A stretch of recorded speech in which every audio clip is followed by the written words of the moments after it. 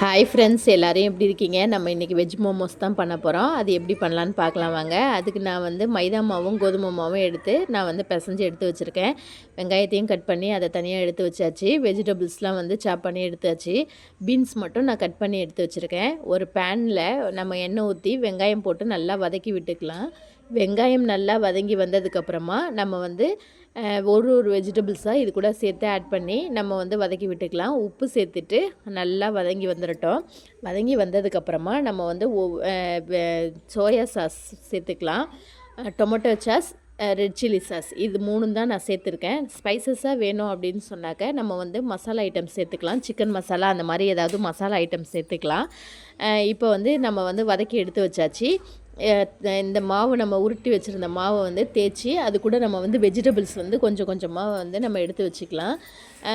Vegetables எடுத்து வச்சாச்சு. இதை வந்து நம்ம இப்போ வந்து மூடிட்டு இந்த மாதிரி ஓரத்தில் நம்ம வந்து நல்லா அமுக்கி விட்டுக்கலாம்.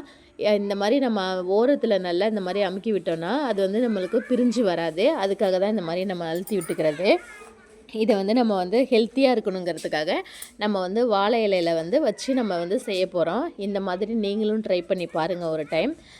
இந்த மாதிரி தான் வாழை இலையை நம்ம கட் பண்ணி எடுத்து இதில் மாதிரி நம்ம வச்சுட்டு இதை வந்து நம்ம அந்த வாழை பட்டை இருக்கு இல்லையா, அதையே வச்சு நம்ம வந்து மூடி வச்சிடலாம்.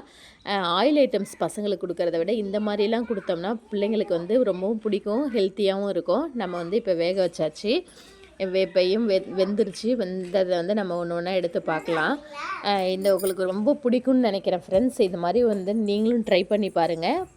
உங்கள் பசங்களும் ரொம்பவே விரும்பி சாப்பிடுவாங்க.